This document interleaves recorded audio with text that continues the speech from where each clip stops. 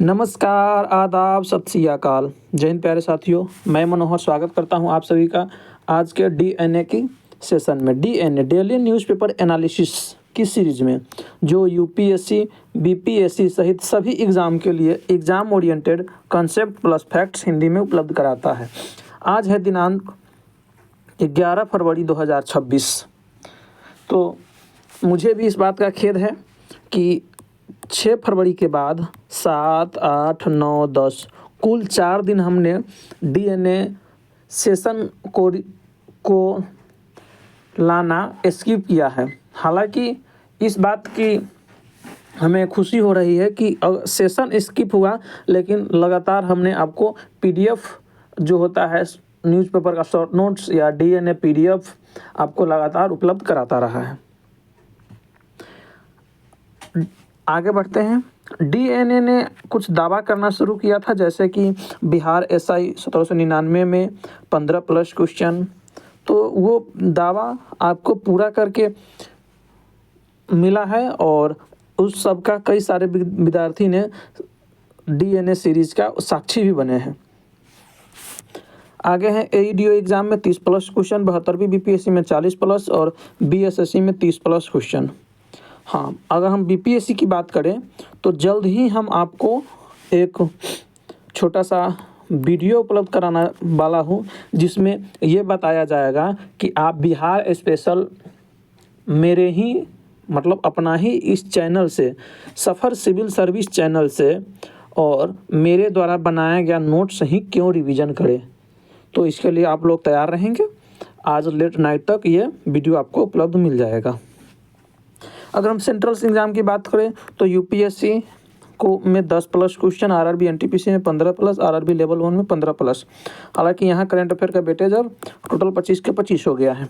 UP exam की बात करें तो यूपी पीसीएस में 10 प्लस क्वेश्चन और यूपीएसआई में 5 प्लस क्वेश्चन आने का अपने आप में दावा करता है। तो जैसे जैसे एग्ज़ाम पूरे हो रहे हैं, दावा भी पूरा होते दिख रहा है। चलिए आगे बढ़ते हैं आज के न्यूज़ की तरफ। नंबर 1, आज का पहला खबर है कि जनगण मन से पहले बजेगा वंदे मातरम। मतलब 3 मिनट 10 सेकंड के राष्ट्रगान के दौरान खड़े होने की जरूरी। केंद्र ने नई गाइडलाइन जारी किया। इस साल 26 जनवरी मतलब 77वें गणतंत्र दिवस पे मुख्य परेड की थीम वंदे मातरम रखी गई थी। परेड के दौरान वंदे मातरम की झांकियां भी निकाली गई थी। केंद्र सरकार ने राष्ट्रगीत वंदे मातरम को और राष्ट्रगान जनगण मन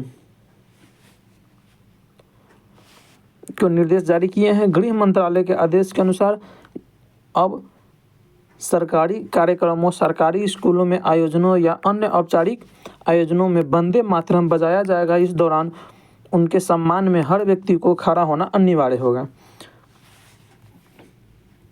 आइए, वंदे मातरम एक कन्फ्यूजन हमेशा रहता है कि राष्ट्रगान क्या है और राष्ट्रीय गीत क्या है। तो आप याद रखेंगे कि राष्ट्रगान कम समय में गाया जाता है। कितने देर में? 52 सेकंड में। तो ये हो गया राष्ट्रगान।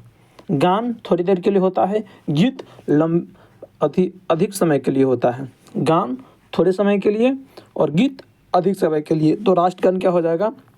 जनगण मन और राष्ट्रगीत वंदे मातरम। ये 190 सेकंड की है और जनगण मन 52 सेकंड की है। तो फिर से आप लोग एक बार ध्यान लाएंगे कि राष्ट्रगीत क्या है, लंबे समय के लिए गीत गाया जाता है, तो वो हो जाएगा वंदे मातरम।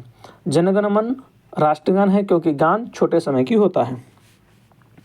तिरंगे फहराते समय, किसी औपचारिक समारोह में राष्ट्रपति के आने और जाने के समय, राष्ट्रपति के देश के नाम संबोधन के पहले और संबोधन के बाद में भी, राज्यपाल उपराज्यपाल के समारोह के आयोजन में आने और जाने के समय, नागरिक अलंकरण जैसे भारत रत्न, पद्म भूषण, पद्मश्री मिलते समय और जब राष्ट्रध्वज को परेड में लाया जाएगा। प्रोटोकॉल क्या होगा? तो इसके बजाने के दौरान सभी लोग खड़े रहेंगे, लोग भी गाएंगे। अगर किसी समारोह में राष्ट्रगीत और राष्ट्रगान दोनों बजाए जाते हैं तो पहले राष्ट्रगीत बजाए जाएंगे, फिर राष्ट्रगान बजाए जाएंगे। अगर हम राष्ट्रगान की बात करें तो ये 52 सेकंड में गाया जाता है और राष्ट्रपति राज्यपाल के नेशनल सैल्यूट देते वक्त, परेड और राज्य केंद्र शासित प्रदेशों में सरकारी कार्यक्रमों में राष्ट्रपति के देश के नाम संबोधन से पहले और बाद में भी रेजिमेंट को झंडा देते वक्त और स्पोर्ट्स इवेंट्स में, डिप्लोमेट रिलेशन में और मेहमान देश का आगमन से पहले प्रोटोकॉल क्या होगा, गाए जाते वक्त लोग को सावधान में खड़े होना है, लोग भी खड़े हो जाएंगे और गाने और बजाने के दौरान अस्पष्टता नहीं रहेगी, यानी साफ साफ गाना और बजाना होगा, अस्पष्टता नहीं रहेगी। अब हम देखते हैं वंदे मातरम के बारे में। वंदे मातरम के रचयिता कौन है, तो आप सभी को याद होगा बंकिम चंद्र चट्टोपाध्याय। इसका प्रकाशन आनंद मठ उपन्यास में हुआ था और 1882 में 1882 में 14 अगस्त 1947 और संविधान सभा की पहली बैठक की शुरुआत इस गीत से हुई। तो 15 अगस्त को अपना देश आज़ाद हो गया और 14 अगस्त को इसी गीत से संविधान सभा की पहली बैठक शुरू हुई। 1950 में राष्ट्रीय गीत के रूप में इसे अपनाया गया। तो राष्ट्रीय गीत के रूप में वंदे मातरम को कब अपनाया गया, 1950 में, जब अपना संविधान लागू हुआ। 1996 में रविंद्रनाथ टैगोर ने कांग्रेस के कलकत्ता अधिवेशन में पहली बार गाया था। गीत का मूल रूप और हिंदी में हम इसका भावार्थ देख लेते हैं। तो मूल गीत तो आप लोग कई बार गाए होंगे और सुने भी होंगे, पता भी होगा, लेकिन हम भावार्थ इसका देखते हैं। योगी और दार्शनिक अरविंद घोष ने इस गीत का यह अनुवाद किया है।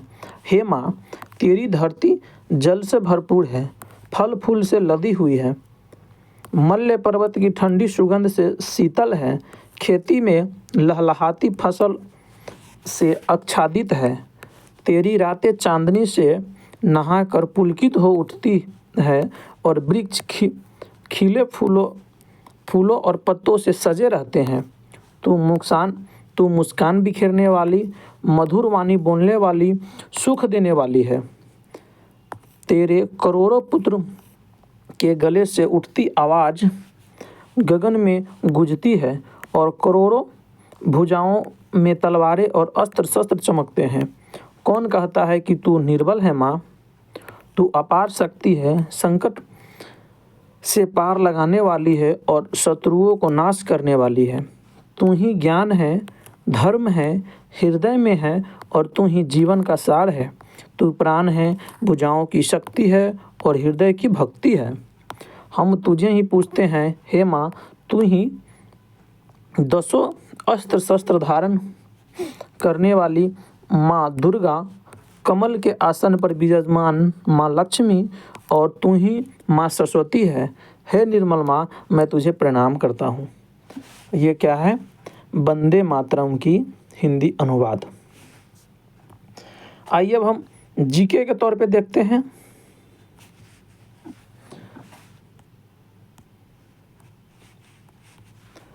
देश के राष्ट्रगान का महत्व कवि और नोबेल पुरस्कार विजेता रविंद्रनाथ टैगोर ने 11 दिसंबर 1911 को लिखा था। ये कब लिखाया गया, 11 दिसंबर 1911 को। तब यह सिर्फ प्रस्तुति गीत था। हम आपको अब जन गण मन के बारे में बता रहे हैं। रविंद्रनाथ टैगोर ने इसे 1911 में लिखा।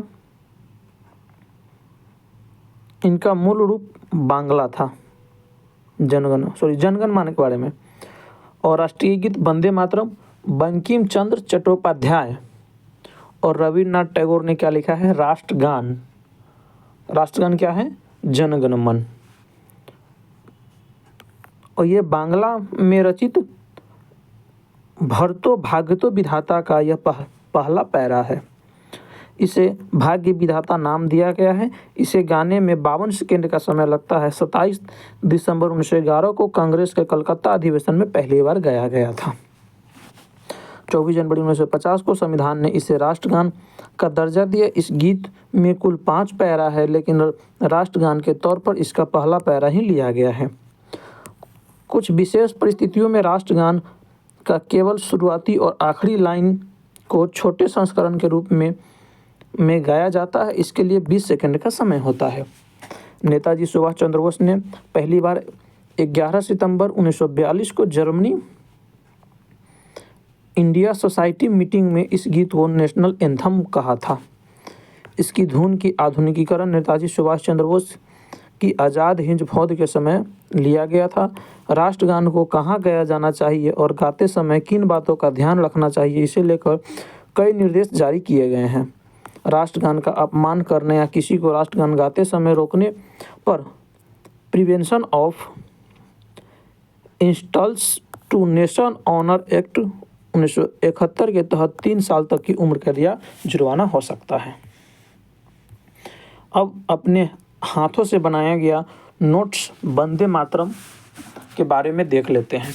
वंदे मातरम इस साल 2026 में काफ़ी महत्वपूर्ण रहेगा, क्योंकि ये अपना 150 साल पूरे करने वाला है। वंदे मातरम ये भारत का राष्ट्रीय गीत है। लेखक बंकिम चंद्र चट्टोपाध्याय हैं, जैसे कि हमने आपको पहले बता चुका। संस्कृति और बांग्ला मिश्रित भाषा में है। 1875 में बंग दर्शन पत्रिका में प्रकाशित किया गया। फिर उसे 1882 में आनंदमठ उपन्यास में शामिल किया गया।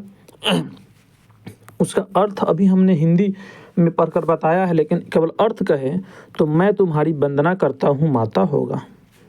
1896 में कांग्रेस के अधिवेशन में पहली बार रविन्द्रनाथ टैगोर द्वारा गाया गया और 24 जनवरी 1950 को संविधान ने इसे राष्ट्रगीत का दर्जा दिया। 150 साल पूरे होने पर 2025 में राष्ट्रगान का विशेष आयोजन होगा और इसका 150 पूरे होने पे स्मारक डाक टिकट एवं सिक्का जारी हुआ। चलिए, तो इस प्रकार से हमने देखा राष्ट्रगान एवं राष्ट्रीय गीत के बारे में सारे डिटेल्स से। अब हम बढ़ते हैं अगले न्यूज़ की तरफ, अगली खबर की तरफ। अगला खबर है कि लोकसभा अध्यक्ष वर्तमान में कौन है, तो ओम बिरला। तो लोकसभा अध्यक्ष ओम बिरला को विपक्ष ने स्पीकर को हटाने को नोटिस दिया है और इस पर 120 सांसदों के साइन हुए हैं। तो आइए अब हम पहले न्यूज़ देखते हैं, फिर लोकसभा अध्यक्ष उपाध्यक्ष हटाने की प्रक्रिया, नियुक्ति की प्रक्रिया, सारी बातों पे हम चर्चा करेंगे। बिरला का फैसला है कि ये तो चलिए न्यूज़ पढ़ते हैं। लोकसभा अध्यक्ष ओम बिरला को पद से हटाने के लिए विपक्षी दलों ने मंगलवार को एक नोटिस सदन सचिव उत्पल कुमार सिंह के सौंपा। विपक्ष का आरोप है कि बिरला ने सदन की कार्यवाही में खुले तौर पर पक्षपात किया है और संवैधानिक पद का दुरुपयोग किया है। अब यहाँ बात याद रखने वाला है कि संविधान के अनुच्छेद 94 के सी के तहत दिए गए नोटिस पर कांग्रेस, सपा और डीएमके समेत कई दलों ने करीब 120 सांसदों के हस्ताक्षर है। तो ये लोकसभा अध्यक्ष को हटाने की प्रस्ताव कहाँ से शुरू होता है, किस आर्टिकल से, तो आप याद रखेंगे आर्टिकल 94 के सी, 94 सी। हालांकि तृणमूल कांग्रेस और नेता विपक्ष राहुल गांधी ने इस पर हस्ताक्षर नहीं किए हैं। टीएमसी सांसद अभिषेक बनर्जी का कहना है कि हम पहले एक अपील पत्र स्पीकर को देने के पक्ष में थे। स्पीकर ने महासचिव को कहा कि वे नोटिस जांच नियमों के अनुसार ही करेंगे। बिरला ने नैतिक आधार पर फैसला किया है कि जब तक उसके खिलाफ लाया गया अविश्वास प्रस्ताव निपट नहीं जाता तब तक वे सदन की कार्यवाही में हिस्सा नहीं लेंगे। तो फिर सदन की कार्यवाही चलाएंगे कौन, तो जब तक अगर हटाने के प्रस्ताव आया हो सदन में तो लोकसभा अध्यक्ष उसकी अध्यक्षता नहीं करते हैं। तो कौन करेंगे लोकसभा की अध्यक्षता? लोकसभा उपाध्यक्ष, लोकसभा उपाध्यक्ष। लेकिन वर्तमान में तो लोकसभा उपाध्यक्ष के पद भी खाली है, तब कौन करेंगे लोकसभा की अध्यक्षता? तो इसलिए यह काम चेयरपर्सन पैनल के वरिष्ठ सदस्य करेंगे। मतलब एक पैनल बनाया जाएगा, उसमें जो वरिष्ठ सदस्य होंगे ये इनका नेतृत्व मतलब अध्यक्षता करेंगे। तब तक ये लोकसभा अध्यक्ष, जब तक ये रद्द नहीं हो जाता तब तक लोकसभा अध्यक्ष ओम बिरला जी लोकसभा में नहीं जाएंगे। नोटिस के 14 दिन बाद प्रस्ताव सदन में पेश किया जाता है। इस दौरान स्पीकर अध्यक्ष नहीं रहते हैं। अच्छा, जब किसी के खिलाफ हम पेश करेंगे और वही उस बातों का सुनवाई करेगा तो फिर कहाँ हो पाया? एक शायर ने कहा है, मुझे तो शायरी पूरा याद भी नहीं है, कि उसे कैसे मिलेगा न्याय अगर उसका कातिल ही मुजरिम ही जज हो। इस प्रकार से है। तो इसकी गलत जगह चेयरपर्सन के वरिष्ठ सदस्य फैसला लेते हैं। अगर लोकसभा अध्यक्ष का उपाध्यक्ष का पद फुलफिल रहता तो लोकसभा उपाध्यक्ष इस समय कार्य करते। सदन में नोटिस पेश होने के बाद यदि 50 संसदों का समर्थन करते हैं तो इस पर 10 दिन तक चर्चा होती है। चर्चा के बाद मतदान होता है और अभी वर्तमान में 543 सीटें हैं, जिसमें से 13 सीट खाली हैं। ऐसे में स्पीकर को हटाने के लिए कितने वोट चाहिए? 266 वोट की आवश्यकता होगी। 13 खाली है तो बचा कितना? 530। तो 530 का आधा कर लीजिए, 265 और एक अधिक, मतलब आधे से एक अधिक पक्ष में मतदान होना चाहिए।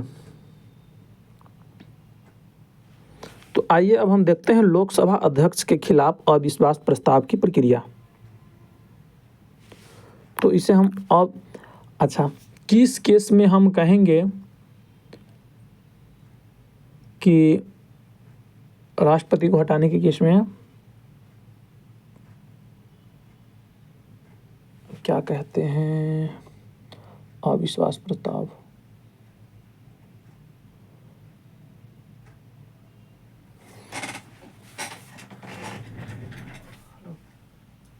राष्ट्रपति सुप्रीम कोर्ट का हटाने की प्रक्रिया क्या? राष्ट्रपति को हटाना होता है तो उसको क्या कहते हैं? सॉरी, एक शब्द हमने भूल रहा था। तो जब हमें राष्ट्रपति या सुप्रीम कोर्ट के जज को पद से रिक्त करने की कोई प्रक्रिया चलाया जाता है तो उसे हम महाभियोग कहते हैं, महाभियोग। लेकिन ये लोकसभा के केस में ऐसे महाभियोग नहीं कहा जाएगा, अविश्वास प्रस्ताव कहना उचित होगा। प्रस्ताव पेश करने के लिए 50 लोकसभा सदस्यों का समर्थन होना जरूरी है। ये क्यों रखा गया? अगर 2-4 लोगों के मन करे कि चलो हम लोकसभा के अध्यक्ष के खिलाफ प्रस्ताव ले आते हैं और प्रस्ताव ला करके 10 दिन हम चर्चा किए तो वो टाइम मेरा खराब जाएगा, तो इसीलिए कम से कम 50 लोकसभा सदस्यों का समर्थन जरूरी रखा गया है। और जिस दिन और 14 दिन पहले स्पीकर को नोटिस देना होता है। स्पीकर पर लगे आरोप स्पष्ट और ठोस होना चाहिए। प्रस्ताव स्वीकार होने पर सदन में चर्चा और वोटिंग होती है और प्रस्ताव पर चर्चा के दौरान स्पीकर सदन का अध्यक्षता नहीं करता है तो कौन करता है? उपाध्यक्ष करता। अगर उपाध्यक्ष नहीं रहता है तो पैनल के वरिष्ठ सदस्य करते हैं। पास होने के लिए लोकसभा में मौजूद सदस्यों का बहुमत होना चाहिए। कितना? 1/2 + 1, आधे से एक अधिक। प्रस्ताव पास हुए तो लोकसभा अध्यक्ष को पद छोड़ना पड़ता है। अब तक ये कितनी बार आया था? तो 3 बार, लेकिन तीनों बार खारिज हो चुका है। 1954, 66 एवं 85 में लाया जा चुका है। अब हम लोकसभा अध्यक्ष एवं उपाध्यक्ष के बारे में कुछ जानकारी प्राप्त करते हैं। तो ये कहलाते हैं लोकसभा के पदाधिकारी। कौन होते हैं जी? तो अध्यक्ष एवं उपाध्यक्ष। संविधान के अनुच्छेद 93 के अनुसार लोकसभा स्वयं ही अपने सदस्यों में से एक को अध्यक्ष और एक उपाध्यक्ष चुनेगी। प्रत्येक आम चुनाव के पश्चात जब लोकसभा का पहली बार आयोजन किया जाता है तो प्रोटेम स्पीकर के द्वारा नए निर्वाचित सदस्यों की शपथ दिलाई जाती है। प्रोटेम स्पीकर उस समय तक कार्य करता है जब तक नए अध्यक्ष एवं उपाध्यक्ष का चयन नहीं कर लिया जाता। अध्यक्ष, उपाध्यक्ष तथा उपाध्यक्ष अध्यक्ष को त्यागपत्र दे सकता। अध्यक्ष छोड़ देगा उपाध्यक्ष को और उपाध्यक्ष अध्यक्ष को, आपस में एक दूसरे को। लोकसभा के अध्यक्ष के रूप में शपथ नहीं लेता, बल्कि सामान्य सदस्य के रूप में ही शपथ लेता है। मतलब लोकसभा अध्यक्ष के रूप में कोई स्पेशल शपथ नहीं लेता है, जैसे सभी संसद सदस्य शपथ लेते हैं उसी प्रकार के शपथ लेते हैं। 14 दिन के पूर्व सूचना देकर लोकसभा के तत्कालीन समस्त सदस्यों के बहुमत से पारित कर संकल्प द्वारा अध्यक्ष या उपाध्यक्ष को पद से हटाया जा सकता है। तो वो बहुमत कितना होता है? आधे से एक अधिक। लोकसभा के भंग होने की स्थिति में अध्यक्ष अपना पद अगली लोकसभा की पहली बैठक तक रिक्त नहीं करता।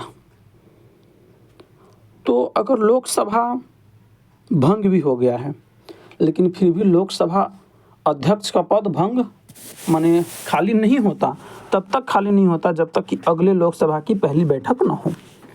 लोकसभा की अध्यक्ष की अनुमति में उपाध्यक्ष की अनुपस्थिति में राष्ट्रपति द्वारा बनाए गए वरिष्ठ सदस्यों के पैनल में से कोई व्यक्ति पीठासीन होता है। इस पैनल के आमतौर पर 6 सदस्य होते हैं इस पैनल में।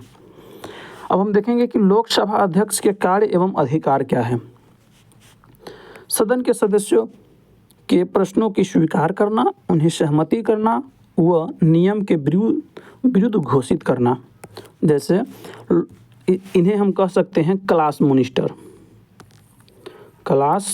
मॉनिटर। मतलब जिस प्रकार से अपने स्कूलिंग में क्लास मॉनिटर होते हैं कि कोई हल्ला नहीं करेगा, है ना। अगर टीचर की अनुपस्थिति में किसी क्या 5 मिनट देने जाना है और कोई हल्ला करता है तो वो नाम लिख करके रखेगा बोर्ड पे, टीचर आएंगे तो उसे दंड देंगे। इस प्रकार का कार्य। किस विषय को लेकर प्रस्तुत किए जाने वाला कार्य स्थगन प्रस्ताव अध्यक्ष की अनुमति से पेश किया जा सकता है। वह विचाराधीन विधेयक पर बहस रुकवा सकता है। संसद सदस्यों को भाषण देने की अनुमति देना और भाषणों का क्रम व समय निर्धारित करना कि कौन किसके बाद भाषण देंगे, कौन किससे पहले भाषण देंगे, किनके भाषण देने का समय क्या होगा, ये सारी बातों का निर्धारण लोकसभा अध्यक्ष करते हैं। विभिन्न विधेयकों प्रस्तावों पर मतदान करवाना व परिणाम घोषित करना तथा मतों की समानता की स्थिति में निर्णायक मत देने का अधिकार होता है। तो वो विधेयक पे प्रस्ताव पे मतदान करवाते हैं, उसका रिजल्ट भी प्रकाशित करते हैं और अगर मत समान हो जाए तो अंतिम मत देने का अधिकार भी होता है उनको। संसद व राष्ट्रपति के मध्य होने वाला पत्र व्यवहार करना तथा कोई विधेयक धन विधेयक है या नहीं, इनका निर्णय करना। अब संसद से राष्ट्रपति के बीच कोई बातचीत होगा पत्र के माध्यम से, तो वो करना, और कोई विधेयक धन विधेयक है या नहीं, इसका निर्धारण करना किसका काम है? लोकसभा अध्यक्ष के। तो ये प्रश्न काफ़ी हाईलाइटेड है और कई बार पूछे जा चुके हैं कि कोई विधेयक धन विधेयक है या नहीं, इसका निर्धारण कौन करता है? तो लोकसभा अध्यक्ष द्वारा धन विधेयक के रूप में प्रमाणित विधेयकों की प्रकृति के प्रश्न पर न्यायालय में या किसी सदन में या राष्ट्रपति द्वारा विचार नहीं किया जाएगा। यदि उनकी आज्ञा से कोई विधेयक गजट में प्रकाशित हो जाता है तो उसे पेश करने के लिए प्रस्ताव की आवश्यकता नहीं रहती है और लोकसभा के विपक्ष के नेता को राजकोष से वेतन प्राप्त होता है तथा उसे कैबिनेट के स्तर के मंत्री की सुविधाएं मिलती है। मंत्री नहीं रहते हुए भी मंत्री जैसे सुविधाएं किसे मिलता है? तो विपक्ष के नेता को। वर्तमान में विपक्ष के नेता कौन है? राहुल गांधी। न्यूनतम 55 सांसद चाहिए, मतलब टोटल कितना? आपको 10% सीटें होनी चाहिए विपक्ष के नेता बनने के लिए। प्रथम लोकसभा का कार्यकाल 17 अप्रैल 1952 से 4 अप्रैल 1957 तक थी। प्रथम लोकसभा अध्यक्ष जीवी मालवणकर एवं उपाध्यक्ष अनंत संयम थे।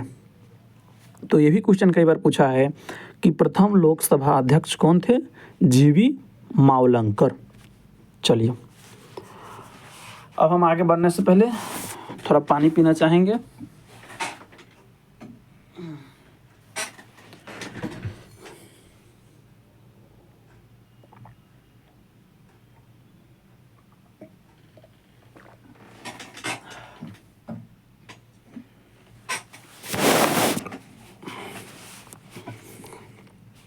चलिए, वेलकम बैक। जब हम आगे बढ़ते हैं, अगला खबर है खबर नंबर 3 नंबर खबर है कि भारत का सबसे ऊंचा भूकंप रोधी महासेतु बना है। तो ये कहाँ बना है? तो आइए इसे भी हम देखते हैं कि ये असम में बना है। कहाँ बना है? असम में। और ये पुल है, महासेतु पुल है, भूकंप रोधी है, भारत का सबसे लंबा भूकंप रोधी पुल, जिससे नाम दिया गया है महासेतु। असम में बना है महासेतु। और ये कहाँ कहाँ को जोड़ेगा? तो गुवाहाटी को ब्रह्मपुत्र नदी ये उत्तर दक्षिणी असम में उत्तर दक्षिण को गुवाहाटी से जोड़ेगा। गुवाहाटी को जोड़ेगा असम के उत्तर दक्षिणी भाग को। असम के उत्तर दक्षिणी भाग को कहाँ से जोड़ेगा? गुवाहाटी से। और ये किस नदी पे बना है? तो ब्रह्मपुत्र नदी पे बना है। तो इस प्रकार से आप याद रखेंगे। चलिए आगे हम इसके साथ साथ देखते हैं कि भारत में सर्वाधिक बड़ा, लंबा और सबसे ऊंचा। सबसे लंबा सड़क पुल भूपेन हजारिका सेतु। सबसे बड़ा पशु मेला सोनपुर बिहार में। सबसे ऊंचा मीनार कुतुब मीनार। सबसे बड़ा झील बुल्लर झील कहाँ है? जम्मू कश्मीर। सबसे बड़ा ऊंचा गुरुत्वीय बांध भाखड़ा नंगल बांध पंजाब। सबसे बड़ा रेगिस्तान थार रेगिस्तान राजस्थान। सबसे बड़ा गुफा मंदिर कैलाश मंदिर एलोरा की। सबसे बड़ा चिड़ियाघर जूलॉजिकल गार्डन कोलकाता। सबसे बड़ा मस्जिद जामा मस्जिद दिल्ली। सबसे ऊंची चोटी गाडविन ऑस्टिन, जिसे हम K2 के नाम से भी जानते हैं। सबसे लंबा सड़क सुरंग चेनानी नासरी सुरंग जम्मू कश्मीर में NH-44। सबसे लंबी सुरंग रेलवे सुरंग में की अगर हम बात करें तो पीर पंजाल जम्मू कश्मीर में। सबसे बड़ा डेल्टा सुंदरबन डेल्टा पश्चिम बंगाल में। सबसे बड़ा वन का राज्य मध्य प्रदेश, मतलब सबसे अधिक वन कहाँ है? मध्य प्रदेश में। सबसे बड़ा कॉरिडोर रामेश्वरम मंदिर तमिलनाडु। सबसे ऊंचा झरना कुचिकला कर्नाटक। सबसे लंबी सड़क ग्रैंड ट्रंक रोड, जिसे हम GT रोड भी कहते हैं। सबसे ऊंचा दरवाज़ा बुलंद दरवाज़ा। सबसे लंबी नदी गंगा नदी। सबसे बड़ा अजायब घर कोलकाता अजायब घर। सबसे बड़ा गुंबद गोल गुंबज बीजापुर। सबसे सर्वाधिक वर्षा का स्थान मासीराम मेघालय में। सबसे बड़ा लिवरपूल हावड़ा ब्रिज कोलकाता। सबसे लंबी नहर इंदिरा गांधी नहर राजस्थान में। सबसे लंबा रेलवे प्लेटफॉर्म ये हुबली की है। हुबली कहाँ पड़ता है? कर्नाटक में। श्री सिद्धारूढ़ स्वामी जी। सबसे बड़ा स्टेडियम नरेंद्र मोदी स्टेडियम अहमदाबाद। सबसे अधिक आबादी वाला शहर मुंबई महाराष्ट्र। सर्वाधिक शहरी क्षेत्र वाला राज्य महाराष्ट्र। ये दोनों हम जनगणना में भी कवर करके कल के आपके हम न्यूज़पेपर शॉर्ट नोट्स में दिए हैं। सबसे लंबा रेल मार्ग डिब्रूगढ़ से कन्याकुमारी। सबसे बड़ा प्राकृतिक बंदरगाह मुंबई महाराष्ट्र में। सबसे बड़ा राष्ट्रीय राजमार्ग NH-44। सबसे बड़ा लंबी तटरेखा किसका है? समुद्र के साथ सबसे लंबा तटरेखा किसका है? गुजरात का। आइए, खारे पानी की सबसे बड़ी तटीय झील चिल्का झील ओडिशा। मीठे पानी की सबसे बड़ी झील बुल्लर झील जम्मू कश्मीर एवं सबसे बड़ी झील भी है ये। भारत की सबसे लंबी सहायक नदी यमुना नदी। और दक्षिण भारत की सबसे लंबी नदी गोदावरी, इसे दक्षिण की गंगा के नाम से भी जाना जाता है। सबसे लंबा बांध हीराकुंड बांध ओडिशा में। और किस नदी पे है? महानदी पे है। सबसे ऊंचा बांध टिहरी बांध उत्तराखंड में। भारत का सर्वोच्च सैन्य पुरस्कार परमवीर चक्र। भारत का सर्वोच्च सम्मान भारत रत्न। सबसे बड़ा गुरुद्वारा स्वर्ण मंदिर अमृतसर। सबसे बड़ा गिरजाघर सेंट कैथेड्रल गोवा। सबसे ऊंचा टीवी टावर पीतमपुरा नई दिल्ली। सबसे लंबी तटरेखा वाले दक्षिण भारत का राज्य आंध्र प्रदेश। सबसे लंबा समुद्र तट मेरीना बीच चेन्नई। और सबसे अधिक मार्ग बदलने वाली नदी कोसी नदी, जिसे बिहार की शोक भी कहा जाता है। सबसे बड़ी कृत्रिम झील गोविंद पल्लव पंत सागर। सबसे गहरी नदी भागीरथी व अलकनंदा। डेल्टा न बनाने वाली सबसे बड़ी नदी नर्मदा एवं तापी। सबसे अधिक ऊंचाई पर स्थित युद्ध स्थल सियाचिन ग्लेशियर। सबसे बड़ा नदी द्वीप माजुली नदी द्वीप किस ब्रह्मपुत्रा नदी पर असम में है। सबसे बड़ा तारामंडल बिरला प्लेनेटोरियम कोलकाता। सबसे बड़ा हवाई पतन लेह लद्दाख। सबसे बड़ा राज्य क्षेत्रफल के हिसाब से राजस्थान। सबसे बड़ा जिला क्षेत्रफल के हिसाब से कच्छ जो गुजरात में पड़ता है। सबसे तेज चलने वाली train Vande Bharat express 180 kilometre per hour. सबसे ऊंची मूर्ति स्टैच्यू ऑफ यूनिटी गुजरात में। और भारत का सबसे लंबा पुल अटल सेतु। चलिए इसी सीरीज में आगे भी हम कुछ देखते हैं, उसी का विश्लेषण दिया गया है। चलिए आगे हम देखते हैं। अगला न्यूज़ है, अगला खबर है खबर number 4। Senior women one day trophy plate group में बिहार ने मेघालय को हराया। किसमें? Senior women one day trophy. Senior women one day trophy. Senior women one day trophy में कौन जीता है? बिहार। विजेता बना बिहार। किसे हराकर? उप विजेता मतलब कौन बना? उप विजेता बना है मेघालय। उप विजेता मेघालय। ये आयोजन कहाँ हुआ? तो भुवनेश्वर में। भुवनेश्वर के IIT क्रिकेट स्टेडियम में खेला गया सीनियर वुमेन वनडे ट्रॉफी। फिर से एक बार रिवीजन कर लीजिए। सीनियर वुमेन वनडे ट्रॉफी का आयोजन कहाँ हुआ? तो भुवनेश्वर के IIT क्रिकेट स्टेडियम में। विजेता कौन बना? तो बिहार। एवं उप विजेता कौन बना? मेघालय। तो इसी के साथ हाल ही में 2 स्पोर्ट्स हुए हैं, उसे हम रिवीजन कर लेते हैं। पहला under 19 cricket world cup 2026। Bharat बना 6ठी बार विजेता। अंडर 19 वर्ल्ड कप के प्रमुख तथ्य की अगर हम बात करें तो आयोजन हुआ था 15 जनवरी से 6 फरवरी के बीच जिम्बाब्वे और नामीबिया में। विजेता रहा भारत 6ठी बार। किसे हरा करके? इंग्लैंड को।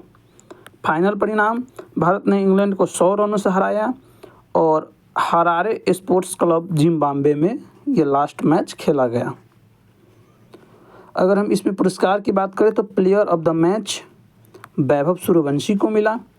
ये भारत के रहने वाला है और प्रदर्शन 175 रन 80 गेंद में 15 चौके और 15 छक्के लगाया। Player of the tournament Vaibhav Suryavanshi को ही मिला। ये अद्भुत बल्लेबाजी प्रदर्शन के लिए सर्वाधिक रन बेन मेंस इंग्लैंड को 444 रन बनाया। सर्वाधिक विकेट मैनी लाम्सडेन इंग्लैंड के 16 विकेट लिया। और विजेता कप्तान आयुष महात्रे भारत की। वैभव सूर्यवंशी के रिकॉर्ड की अगर बात करें तो फाइनल में 175 रन ICC अंडर 19 या सीनियर में किसी भी फाइनल में सर्वोच्च व्यक्तिगत स्कोर है। भारत का दबदबा रहा अब तक कुल 6 बार जीता है। 2000, 2008, 2012, 18, 22 और 26 में 6ठी बार भी ये जीता है। और विशाल स्कोर बनाया था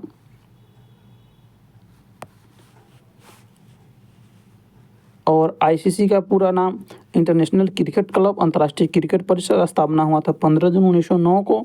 मुख्यालय दुबई संयुक्त अरब अमीरात में। और वर्तमान चेयरमैन है जय शाह। सीईओ अति संजीव गुप्ता। आदर्श वाक्य है क्रिकेट फॉर गुड। चलिए एक अगला और स्पोर्ट्स हुआ है क्या, WPL world premier league, women premier league, महिला प्रीमियर लीग। आयोजन 9 जनवरी से 5 फरवरी के बीच हुआ। प्रशासक भारतीय क्रिकेट कंट्रोल बोर्ड। संस्करण 4था संस्करण था। आयोजन टाटा समूह की तरफ से हुआ। विजेता उपविजेता की बात करें तो रॉयल चैलेंजर्स बेंगलुरु विजेता रहा, जबकि दिल्ली कैपिटल उपविजेता रहा।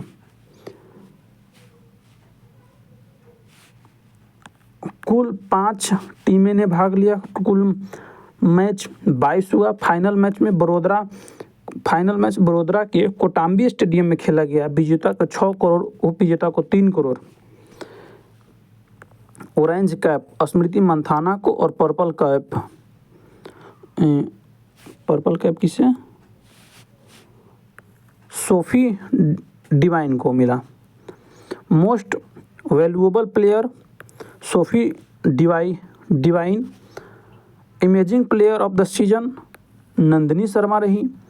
सुपर स्ट्रोकर सीजन ग्रेस हैरिस रहा। सबसे ज़्यादा mix Harmanpreet Kaur. Player of the match final में स्मृति मंथाना। और player of the award 2026 Mumbai Indians को। सबसे महंगा खिलाड़ी दीप्ति शर्मा। और वुमेन प्रीमियर लीग 2026 का पहला शतक मारी नैट सीवर ब्रांट। और BCCI का मुख्यालय है मुंबई में। BCCI के सचिव है देवजीत सैफिया। और BCCI की स्थापना हुआ था 1928 में। और वर्तमान अध्यक्ष है मिथुन मनहास। और 2025 के विजेता टीम था मुंबई इंडियंस। आगे बढ़ते हैं। अगला न्यूज़ है कि लाडली की जगह लखपति बिटिया योजना। तो ये लखपति बिटिया योजना किसके द्वारा चलाया जा रहा है, तो दिल्ली सरकार, रेखा गुप्ता की सरकार।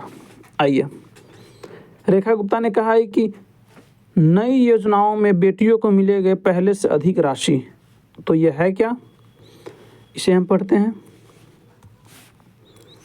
दिल्ली सरकार ने बेटियों के सशक्तिकरण की नई दिशा देने के लिए लाडली योजना को बंद कर दिल्ली लखपति बिटिया, अब दिल्ली की लाडली योजना बंद हो जाएगा और ये लाडली योजना की जगह चलेगा, लाडली योजना के बदले ही चलेगा क्या, दिल्ली लखपति बिटिया योजना। दिल्ली लखपति बिटिया योजना। मंगलवार को मुख्यमंत्री रेखा गुप्ता ने मंत्रिमंडल की बैठक में इस योजना को मंजूरी दी है। इस योजना को 1 अप्रैल से लागू होगी, जिसके अंतर्गत सरकार पहले की तुलना में 20,000 रुपये अधिक राशि सीधे देगी। तो ये किसकी स्थान लेगा, लाडली की जगह लखपति बिटिया योजना। किस गवर्नमेंट की है, तो दिल्ली गवर्नमेंट की। आइए तो हम देखते हैं कि 2024-25 की प्रमुख योजनाओं को, केंद्र सरकार की प्रमुख योजनाएं। प्रधानमंत्री धन धान्य कृषि योजना आरंभ कब हुआ था, 11 अक्टूबर 2025 को।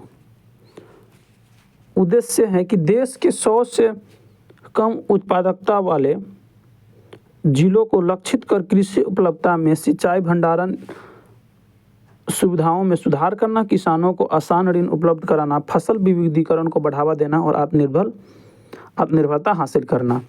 प्रधानमंत्री विकसित भारत योजना में प्रधानमंत्री नरेंद्र मोदी द्वारा 15 अगस्त 2025 को इस योजना की घोषणा की गई। प्रधानमंत्री विकसित भारत रोजगार योजना, लक्ष्य है कि 31 जुलाई 2027 तक 350 करोड़ से अधिक रोजगार का सृजन करना। One nation one subscription launch हुआ 1 जनवरी 2025 को, मतलब 2025 के नए साल के दिन। और इस योजना का उद्देश्य पूरे देश में छात्रों, शिक्षकों एवं रिसर्चर्स हेतु उच्च गुणवत्ता वाली शिक्षा तक पहुंच आसान बनाना। बीमा राखी योजना 9 दिसंबर 2024 को प्रधानमंत्री नरेंद्र मोदी ने पानीपत में इस योजना को लॉन्च किया। यह योजना LIC के कंट्रोल में चलाई जाएगी। उद्देश्य है कि महिला सशक्तिकरण और वित्तीय समावेशन एवं 2 लाख महिलाओं को रोजगार प्रदान करना। अगला है भारत आयुष्मान भारत वय वंदना योजना। तो इस प्रकार से ये योजना दिया गया है, आप इसे स्वयं से रीड कर लेंगे, हम इसके बिना ही आगे बढ़ते हैं। चलिए अगला है कि AI इम्पैक्ट समिट में शामिल होने अगले सप्ताह भारत आएंगे मैक्रो। तो ये कहाँ हो रहा है? तो AI इम्पैक्ट समिट 17 से 19 फरवरी को 17 से 19 फरवरी 2026 को कहाँ होगा? भारत में। भारत और फ्रांस के बीच सहयोग और मजबूत को करने पर चर्चा होगा और पहले से ही वर्ष 2047 तक द्विपक्षीय संबंधों का एक रोड मैप होराइजन 2047 बना रखा है। इसकी प्रगति व आगे बढ़ाए जाने के लिए कदमों पे बात होगी। यात्रा के दौरान नेता मुंबई जाएंगे और वहां भारत फ्रांस इनोवेशन ईयर 2026 का संयुक्त उद्घाटन करेंगे। यह साल भर दोनों देशों में मनाया जाएगा। 19 फरवरी को मैक्रो दिल्ली में AI इम्पैक्ट समिट में हिस्सा लेंगे और यह पिछली साल फरवरी 2025 में प्रधानमंत्री नरेंद्र मोदी की फ्रांस यात्रा के बाद हो रही है। इससे भारत फ्रांस के बीच गहरे रणनीतिक साझेदारी और आपसी विश्वास का पता चलता है। दोनों देश इसे और गहरा करने के लिए प्रतिबद्ध हैं। माना जा रहा है कि मैक्रो की यात्रा के ठीक पहले रक्षा मंत्रालय में राफेल खरीद को लेकर बड़ा फैसला होने वाला है। तो ये इस प्रकार से आप देख लेंगे। तो AI इम्पैक्ट समिट 2026 कहाँ होगा? भारत में। और डेट क्या होगा? 17 से 19 फरवरी। कहाँ होगा? दिल्ली में। आइए तो अंतर्राष्ट्रीय शिखर सम्मेलन भारतीय एवं पर्यावरण से जोड़ करके हम देखते हैं सम्मेलन 2025 को। तो G7 2025 कहाँ हुआ? कनाडा। नाटो शिखर सम्मेलन 2025 नीदरलैंड। COP30 जलवायु शिखर सम्मेलन ब्राज़ील। G20 शिखर सम्मेलन 2025 दक्षिण अफ्रीका। 47वां आसियान शिखर सम्मेलन मलेशिया। SCO शिखर सम्मेलन चीन। OPEC शिखर सम्मेलन दक्षिण कोरिया। BIMSTEC शिखर सम्मेलन बैंकॉक थाईलैंड में एवं हिंद महासागर रिम एसोसिएशन शिखर सम्मेलन श्रीलंका में। भारत में आयोजित हुए हम प्रमुख सम्मेलन की बात करते हैं तो ग्लोबल टेक्नोलॉजी समिट 2025 नई दिल्ली। विश्व वायु परिवहन शिखर सम्मेलन नई दिल्ली। भारतीय सैन्य विरासत महोत्सव 2025 नई दिल्ली। ग्लोबल सस्टेनेबल समिट 2025 नई दिल्ली। गवर्नेंस का 28वां संस्करण सम्मेलन विशाखापट्टनम आंध्र प्रदेश। अंतर्राष्ट्रीय योग दिवस सत्र 2025 Visakhapatnam. Youth spiritual summit 2025 Varanasi. ASEAN Bharat युवा शिखर सम्मेलन 2025 गोवा एवं स्त्री समिट 2025 हैदराबाद। अगर इसी प्रकार से हम पर्यावरण संबंधी सम्मेलनों की बात करें तो COP30 ब्राज़ील में। IUCN विश्व संरक्षण कांग्रेस 2025 अबू धाबी में। अंकटाड सत्र 2025 जिनेवा स्विट्जरलैंड में। विश्व हाइड्रोजन शिखर सम्मेलन स्कॉटलैंड नीदरलैंड में। यूनिवर्सल पोस्टल कांग्रेस 2025 दुबई में और विश्व सरकार शिखर सम्मेलन 2025 दुबई में। तो इस प्रकार से आज के प्रमुख खबरों को हमने एनालाइज किया है, उससे संबंधित स्टैटिक को भी हमने पढ़ा है। तो चलिए अब हम देखते हैं कि आज का 5 प्रश्न जो कि पिछले दिनों का न्यूज़पेपर पर आधारित है, उसे आपको सफर एजुकेशन टेलीग्राम चैनल पे जा कर के आप वहाँ से क्यूज भी लगा सकते हैं। तो हाल ही में प्रधानमंत्री नरेंद्र मोदी ने 7 से 8 फरवरी को किस देश की दौरा किए हैं? अंडर 19 विश्व कप भारत ने किस देश को हरा करके जीता है? तो ये आपको बताना है और ये आज भी पढ़ाए हैं। और रेपो RBI के वर्तमान दरों के बारे में पूछ रहा है कि कौन कौन सा इसमें से गलत है। अगला है कि खड़ी महोत्सव नहीं, खादी महोत्सव, इसमें होगा खादी महोत्सव। खादी महोत्सव 2026 का आयोजन बिहार का किस जिले में किया गया है और PM प्रणाम योजना क्या है? पिछले प्रश्न के हमने उत्तर दे रहा हूँ, आप इसे भी सफर एजुकेशन चैनल पर जाकर के देख सकते हैं। प्रश्न नंबर 1 था कि हाल ही में राष्ट्रीय भारत तोलन चैंपियन महिला में 48 kg वर्ग में किसने खिताब जीता है? इसे 11 बच्चों ने आंसर दिया है और 64% बच्चों का आंसर सही है, मीराबाई चानू। रमन मैग्सेसे पुरस्कार 2025 किसे मिला? 12 बच्चों ने उत्तर दिया है, जिसमें से 6 बच्चों का सही आंसर है एजुकेटेड गर्ल्स फाउंडेशन को। महिला प्रीमियम लीग 2026 के बारे में था, जो हमने अभी थोड़ी देर पहले आपको इसी सेशन में बताया है। तो WPL के विजेता दिल्ली नहीं रहा है, ये गलत है, और उप विजेता RBC नहीं रहा है। RCB रहा है विजेता एवं दिल्ली रहा है उप विजेता, तो दोनों कथन गलत है। 13 में 77% बच्चों ने सही उत्तर दिया है। हॉर्नबिल महोत्सव कहाँ मनाया जाता है? 14 बच्चों ने अटेम्प्ट किया है, जिसमें से 50% मतलब 7 बच्चों का सही आंसर है नागालैंड, सही आंसर है। और हाल ही में कोऑपरेटिव आधारित टैक्सी सेवा की शुरुआत किया गया है, उसका नाम क्या है? तो 14 बच्चों ने अटेम्प्ट किया है, जिसमें से 43% बच्चों का सही उत्तर है और सही उत्तर है भारत टैक्सी। तो चलिए इस प्रकार से आज के DNA सेशन को हम अंतिम छोर की तरफ ले जा रहे हैं, लेकिन पहले से भी आपको पता है कि हमने प्रत्येक DNA के सेशन में प्रत्येक दिन बिहार स्पेशल का एक टॉपिक छोटे छोटे रूपों में कवर करने का प्रयास किया है। और इस प्रयास को काफ़ी बच्चों ने सराहना किया है, और ये प्रयास इसलिए किया गया है ताकि मात्र DNA की सेशन से आगे होने वाली 72वीं BPSC में 1/3 क्वेश्चन कवर हो सके। तो आपको 1/3 क्वेश्चन कवर करना है तो थोड़ी सी इफ़र्ट लगाना ही पड़ेगा। और हाँ, आज ही हम बता देंगे कि आप सफ़र सिविल सर्विस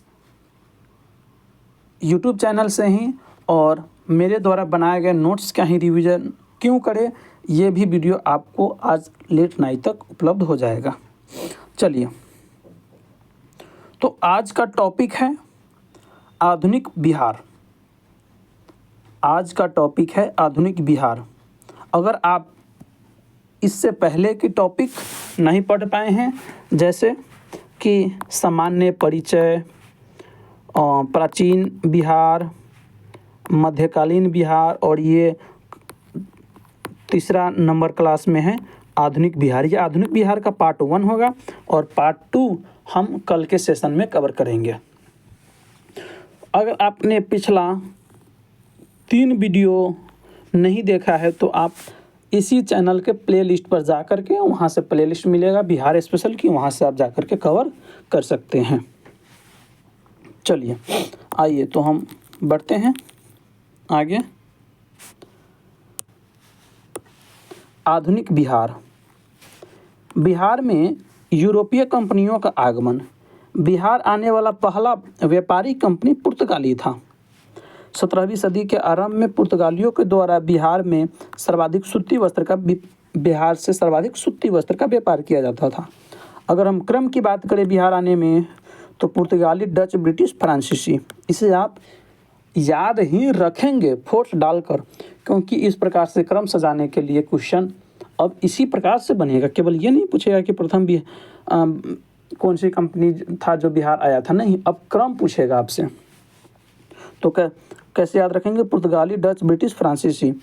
पुर्तगाली, डच, ब्रिटिश, फ्रांसीसी, पुर्तगाली, डच, ब्रिटिश, फ्रांसीसी, पुर्तगाली, डच, ब्रिटिश, फ्रांसीसी।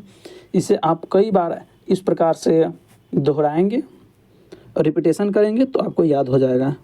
और कहीं पर लिख भी लेंगे, जैसे पुर्तगाली, फिर आया डच, फिर ब्रिटिश, फिर फ्रांसीसी। सेकंड में है ब्रिटिश। 1632 ईस्वी में डचों के द्वारा बिहार में पहली कंपनी स्थापित की गई। तो ये पूछा गया क्वेश्चन है कि Dutch east India company Bihar में अपनी पहली कंपनी स्थापित कब किया डचों ने। पटना कॉलेज के उत्तरी कैंपस में इस कंपनी की स्थापना हुई थी। यह मुख्यतः सूती वस्त्र तथा सोडा के व्यापार करता था। पुर्तगाली, डच के बाद कौन आया? ब्रिटिश।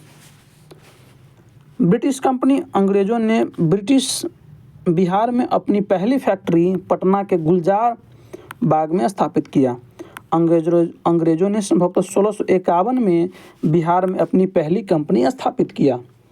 यह मुख्यतः सूती वस्त्र, सोडा, अफीम, चीनी मिट्टी और नील का व्यापार करते थे।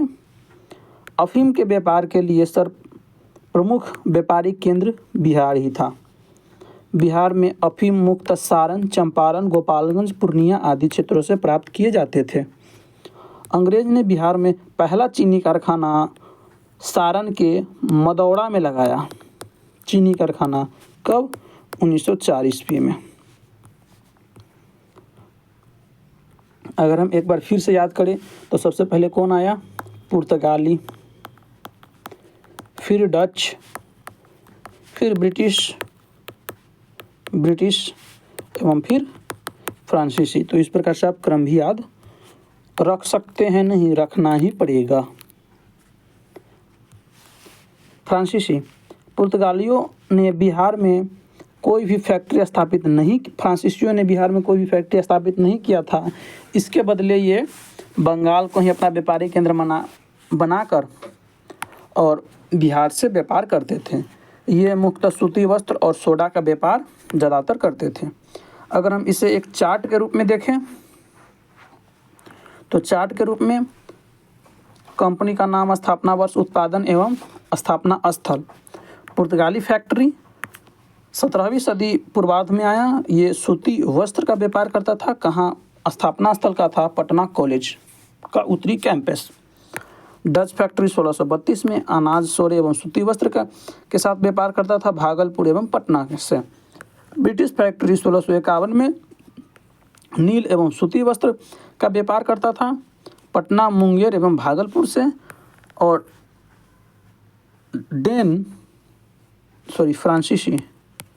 फ्रांसीसी 1774 में सूती वस्त्र का व्यापार करता था। कहाँ से? पटना से। तो इस प्रकार से हमने देखा कि भारत में आने वाले यूरोपीय कंपनी। अब हम इसी में अगला टॉपिक है कि 1857 की क्रांति और बिहार। इस विद्रोह के तत्कालिक कारण 29 मार्च 1857 को बैरकपुर छावनी की घटना थी। क्रांति की शुरुआत देश में 10 मई 1857 को मेरठ के सिपाही विद्रोह द्वारा होता है और बिहार में इस क्रांति की शुरुआत 12 जून 1857 को रोहिणी, जो वर्तमान देवघर जिला के झारखंड में पड़ता है, वहाँ से हुआ। रोहिणी में सिपाहियों का 32वां रेजिमेंट था, जहां एक ब्रिटिश अधिकारी नॉर्मन लेसी की हत्या कर दी जाती है। इस रेजिमेंट में को स्थानांतरित कर भागलपुर कर दिया गया। 3 जुलाई 1857 को पटना के पुस्तक विक्रेता पीर अली द्वारा विद्रोह का आरंभ हुआ। 4 जुलाई को पटना के तत्कालिक कमिश्नर विलियम टेलर द्वारा पीर अली तथा उसके सहयोगियों को गिरफ्तार कर लिया जाता है और कुछ हफ्तों में पीर अली समेत 16 सहयोगियों को फांसी दे दिया जाता है। 25 जुलाई को मुजफ्फरपुर में सिपाहियों द्वारा विद्रोह किया गया। 25 जुलाई को ही दानापुर के सिपाहियों ने विद्रोह कर दिया। अगले ही दिन 26 जुलाई 1857 को ये सिपाही जगदीशपुर पहुँचे। 26 जुलाई को कुंवर सिंह के नेतृत्व में पूरे जगदीशपुर में विद्रोह कर इस क्षेत्र को अंग्रेजों से मुक्त करा दिया गया। जगदीशपुर के राजा वीर कुंवर सिंह घोषित किए गए। कुंवर सिंह कानपुर में नाना साहब के मदद करने पहुँचे और कुंवर सिंह को आजमगढ़ में भी आमंत्रित किया गया, जहां वे अंग्रेज के खिलाफ भी लड़ाई लड़े। कुंवर सिंह को रीवा के मतलब रीवा मध्य प्रदेश में पड़ता है, तो वहाँ के राजा ने प्रवेश की अनुमति नहीं दिया। फिर बाद में वहाँ की प्रजा ने ही अपनी राजा के विरोध कर दिया। अगर क्रम की बात पूछे तो सबसे पहले रोहिणी, कहाँ, झारखंड से, फिर पटना, फिर मुजफ्फरपुर, फिर दानापुर, फिर जगदीशपुर।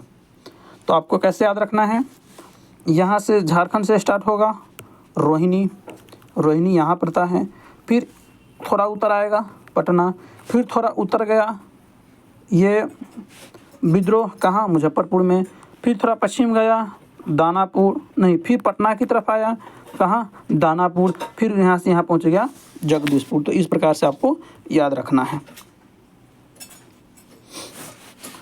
उत्तर प्रदेश में से बिहार लौटने के क्रम में बलिया में कुंवर सिंह का अंग्रेजों के साथ संघर्ष हुआ। 23 अप्रैल 1858 को वीर कुंवर सिंह को जगदीशपुर पहुंचने के क्रम में अंग्रेजों के खिलाफ पुनः संघर्ष हुआ। ब्रिटिश सेना के नेतृत्व कैप्टन ली ग्रैंड कर रहे थे, परंतु कुंवर सिंह के विजय हासिल हुआ। इसी कारण से 23 अप्रैल को हम विजय दिवस मनाते हैं। संघर्ष के दौरान कुंवर सिंह के बाजू में एक कारतूस लग गया, जिसके कारण उन्होंने अपना हाथ काटकर गंगा में प्रवाहित कर दिया। बहुत अधिक रक्तस्राव हो जाने के कारण 26 अप्रैल 1858 को कुंवर सिंह की मृत्यु हो जाती है। कुंवर सिंह की मृत्यु के बाद उनके छोटे भाई अमर सिंह ने विद्रोह का नेतृत्व शाहाबाद में किया। अमर सिंह छापामार युद्ध में निपुण थे। नेपाल जाने के क्रम में उन्हें गिरफ्तार कर लिया गया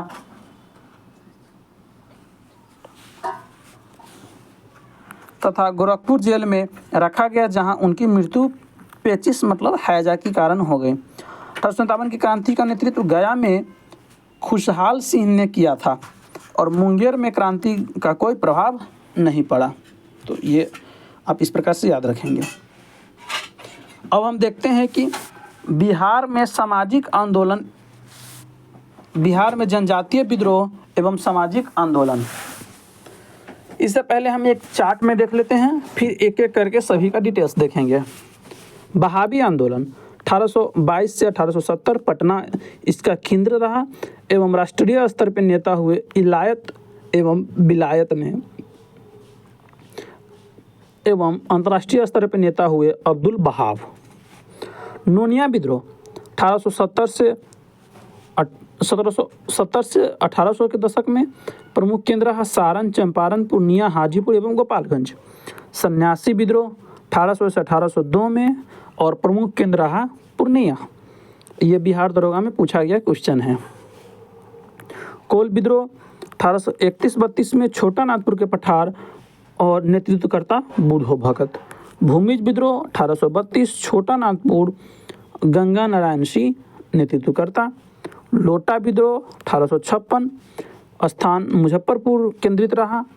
संथाल विद्रोह 1855-56 भागलपुर के राजमहल की पहाड़ी एवं छोटा नागपुर के पठार नेतृत्वकर्ता रहे सिंधु कान्हू, चांद एवं भैरव। मुंडा विद्रोह 1899 से 1900 के बीच हुआ, छोटा नागपुर के पठार में नेतृत्वकर्ता बिरसा मुंडा। ताना भगत आंदोलन 1914 में छोटा नागपुर के पठार में और नेतृत्वकर्ता हुए जतरा भगत। आइए अब हम एक एक करके सभी को थोड़ा विस्तार से देखते हैं। बहावी आंदोलन कब हुआ था? तो 1822 से 1870 के बीच। यह एक धार्मिक पुनरुत्थान आंदोलन था। इसे हम मुस्लिम समाज सुधार आंदोलन भी कह सकते हैं। इस आंदोलन का मुख्य केंद्र पटना था। 1822 से लेकर 1868 तक यह आंदोलन सक्रिय था। पटना में इस आंदोलन का नेतृत्वकर्ता इलायत अली एवं विलायत अली था और अंतर्राष्ट्रीय स्तर पर इस आंदोलन का नेतृत्वकर्ता अब्दुल बहाव एवं राष्ट्रीय स्तर पर बरेलवी थे। बिहार में ये किए थे इलायत अली एवं विलायत अली ने।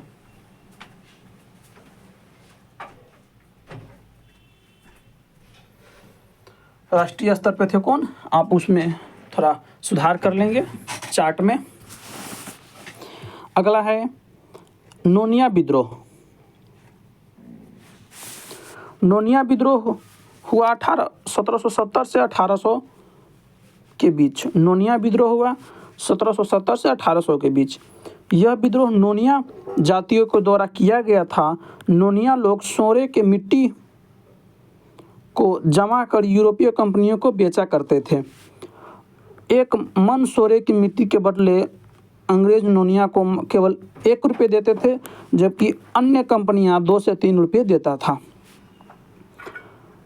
तभी ये जाति अंग्रेजों के खिलाफ विद्रोह कर दिए, जिसे नोनिया विद्रोह कहा गया। सोने उत्पादन का प्रमुख केंद्र सारण, पूर्णिया, हाजीपुर तथा गोपालगंज आदि है। सन्यासी विद्रोह। यहाँ से सन्यासी विद्रोह से क्वेश्चन बिहार दरोगा 1799 वाले पोस्ट के प्रीलिम्स में 18 जनवरी फर्स्ट शिफ्ट में पूछा गया है कि निम्नलिखित में से कौन सा किसान आंदोलन हुआ जिसका प्रमुख केंद्र पूर्णिया रहा।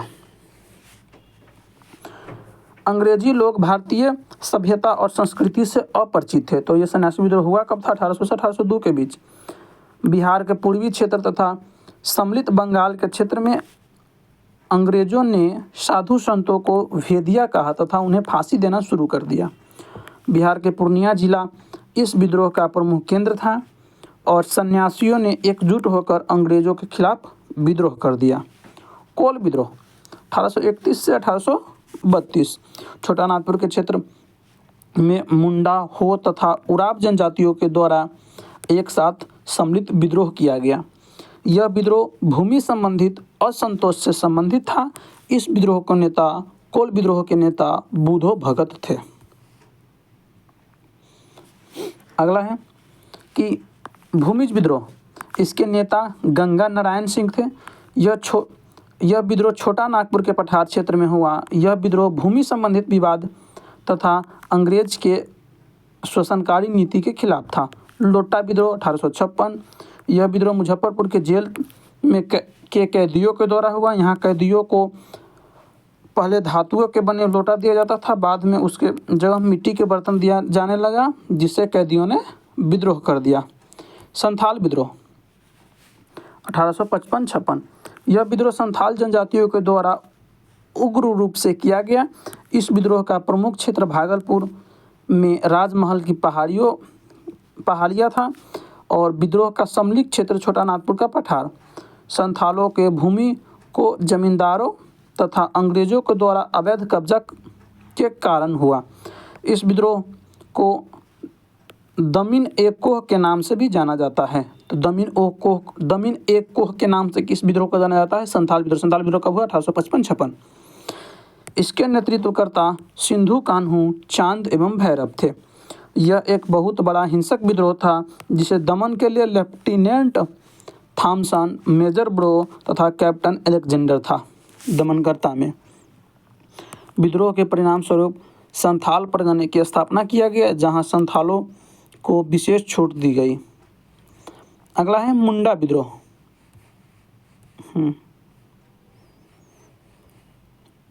मुंडा विद्रोह। मुंडा विद्रोह कब हुआ, तो मुंडा विद्रोह हुआ 1899 से 1900 के बीच। मुंडा विद्रोह 1899 से 1900। इस विद्रोह का प्रमुख क्षेत्र छोटा नागपुर का पठार था। यह विद्रोह 2 चरण में चला। पहला चरण 1898 से 1895 कम सक्रिय रहा एवं दूसरा चरण 1899 से 1900 अधिक सक्रिय रहा। इस दौरान इस विद्रोह के नेतृत्वकर्ता बिरसा मुंडा थे। बिरसा मुंडा को धरती आभा यानी धरती के पिता भी कहा गया। हजारों की संख्या में मुंडा जनजातियों ने एक साथ मिलकर यह विद्रोह किया, परंतु अंग्रेजों ने इस विद्रोह को सफलतापूर्वक दमन कर दिया। इस विद्रोह का एक प्रमुख कारण था मुंडा जनजातियों के द्वारा किए जाने वाले खूंटी कृषि पद्धति को अंग्रेजों के द्वारा प्रभावित किया जाना। यह एक महान विद्रोह था जिसके कारण इसे उल गुलान भी कहा गया। 3 मार्च 1900 को बिरसा मुंडा को सोते हुए गिरफ्तार कर लिया गया तथा जेल में डाला गया। बीमारी के कारण उनकी मौत जेल में हो गई। तो ये पूछा है क्वेश्चन कि बिरसा मुंडा को सोते हुए कब गिरफ्तार किया गया? 3 मार्च 1900 को। ये बीपीएससी का पूछा हुआ क्वेश्चन है। अगला है ताना भगत आंदोलन। ताना भगत आंदोलन 1914। इस आंदोलन का आरंभ 21 अप्रैल 1914 को हुआ। यह उराव जनजातियों के द्वारा किए जाने वाला एक आंदोलन था। यह आंदोलन मुंडा विद्रोह से सर्वाधिक प्रभावित था। इस आंदोलन के नेतृत्वकर्ता जतरा भगत था। इस आंदोलन का उद्देश्य था कि हम अंग्रेज़ों को बेगारी नहीं करेंगे, हम अंग्रेज़ों को कर नहीं देंगे और दिकियों को यहाँ नौकरी नहीं करने देंगे। दिकियों का मतलब होता है कि बाहरी लोग। जतरा भगत बिरसा मुंडा का दूसरा रूप माना जाता है। अब कितना बचा है?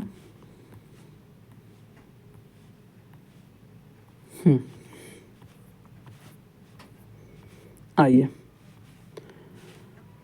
अब हम देखते हैं कांग्रेस और बिहार। कांग्रेस के कुल 3 अधिवेशन बिहार में हुए। पहला 1912, दूसरा 1922, तीसरा 1940। पहला हुआ जो क्रम में 27वां था, दूसरा हुआ जो क्रम में 37वां या किसी बुक में 38वां भी दिया गया है, जबकि तीसरा था जो 53वां था। स्थान बांकीपुर पटना। पहला 1912 में बांकीपुर पटना में हुआ, अध्यक्ष RN माघोलकर। दूसरा 1922 में जो क्रम में 37वां या 38वां था, गया में हुआ और अध्यक्ष रहे CR दास। तीसरा 1940 में जो 53वां कहा जाता है और रामगढ़ झारखंड में हुआ, मौलाना आज़ाद इनके अध्यक्ष रहे। 1922 में कांग्रेस का अधिवेशन गया में आयोजन किया गया था। इस अधिवेशन की अध्यक्षता चितरंजन दास थे। कांग्रेस के इस अधिवेशन में बिहार विधानसभा में आरक्षण को लेकर विवाद हो गया। चितरंजन दास तथा मोतीलाल नेहरू ने दोनों पार्टी छोड़ दिया और 1923 ईस्वी में इलाहाबाद में चितरंजन दास तथा मोतीलाल नेहरू ने स्वराज पार्टी का गठन किया और बिहार में स्वराज पार्टी के संस्थापक श्री कृष्ण सिंह थे। बंगाल विभाजन और बिहार। 16 अक्टूबर 1905 को लॉर्ड कर्जन द्वारा बंगाल विभाजन आधिकारिक रूप से कर दिया गया। बंगाल की 2 भागों में बांटा गया, एक पूर्वी बंगाल, दूसरा पश्चिमी बंगाल। पूर्वी बंगाल को बांग्लादेश तथा असम शामिल था पूर्वी बंगाल में, जो मुस्लिम बहुल इलाका था, जबकि पश्चिमी बंगाल में वर्तमान पश्चिम बंगाल, बिहार, झारखंड तथा उड़ीसा के क्षेत्र शामिल था, जो हिंदू बहुल इलाका था। रविन्द्रनाथ टैगोर ने बाल गंगाधर तिलक बंगाल विभाजन का विरोध में सर्वाधिक सक्रिय भूमिका निभाए। 16 अक्टूबर 1905 को दरभंगा में सतीश चंद्र चक्रवर्ती के नेतृत्व में राखी बंधन दिवस मनाया गया। 1906 ईस्वी में सूर्यनाथ बनर्जी मुंगेर आए और स्वदेशी आंदोलन को मजबूत करने के लिए एक प्रभावी भाषण दिए। अब हम देखते हैं मुजफ्फरपुर बम कांड। मुजफ्फरपुर बम कांड। किंग्सफोर्ड मुजफ्फरपुर का एक बदनाम जज था। खुदीराम बोस तथा प्रफुल्ल चाकी ने किंग्सफोर्ड के कार में बम लगाने की योजना बनाई। योजना के अनुसार 30 अप्रैल 1908 को किंग्सफोर्ड के कार में बम लगाया गया, लेकिन दुर्भाग्यवश से उस दिन कार में कैनेडी की पत्नी एवं बेटी बैठी हुई थी, जिसका मृत्यु हो गया। 2 मई 1908 को प्रफुल्ल चाकी ने आत्महत्या कर लिया एवं खुदीराम बोस को गिरफ्तार कर 11 अगस्त 1908 को फांसी दे दिया गया। बिहार में अनुशीलन समिति की स्थापना 1913 में हुआ, जिसके संस्थापक सचिंद्र सन्याल थे। बिहार में इनका केंद्र पटना बना। अब हम देखते हैं चंपारण सत्याग्रह।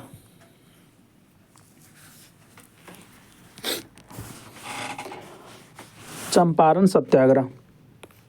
चंपारण सत्याग्रह से बीपीएससी में लगभग हर एक साल सवाल पूछे जाते हैं, तो आप इसे ध्यान से देखिएगा। गांधी जी का भारत में यह पहला सत्याग्रह था। कांग्रेस का 1916 में अधिवेशन लखनऊ में संपन्न हुआ। इसी अधिवेशन में चंपारण के किसान नेता राजकुमार शुक्ल ने नील के खेतिहर दुर्दशा के बारे में गांधी जी को बताया। राजकुमार शुक्ल को ब्रज कुमार प्रसाद तथा गणेश विद्यार्थी गांधी जी से मुलाकात कराने का योजना बनाए थे। 9 अप्रैल 1917 को गांधी जी कलकत्ता से बिहार के लिए रवाना हुए। 10 अप्रैल 1917 को गांधी जी पटना पहुँचे। गांधी जी डॉक्टर राजेंद्र प्रसाद तथा मौलाना मजरूल हक के घर पर भी पधारे। और ये भी क्वेश्चन पूछा है कि गांधी जी ने चंपारण सत्याग्रह के दौरान गांधी जी किससे संबंधित थे, माने किनके घर पर पधारे, तो मौलाना मजहूल एवं डॉक्टर राजेंद्र प्रसाद। 5 अप्रैल 1917 को गांधी जी चंपारण पहुँचे।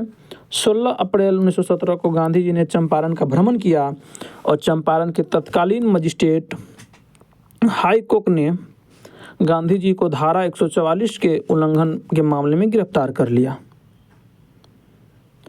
अब हम आपको बताते हैं कि ये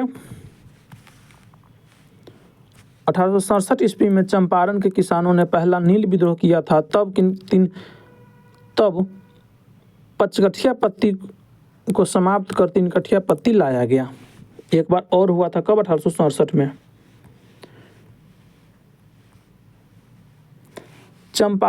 गांधी जी चंपारण प्लांट एसोसिएशन के सचिव GM विल्सन से मुलाकात किए।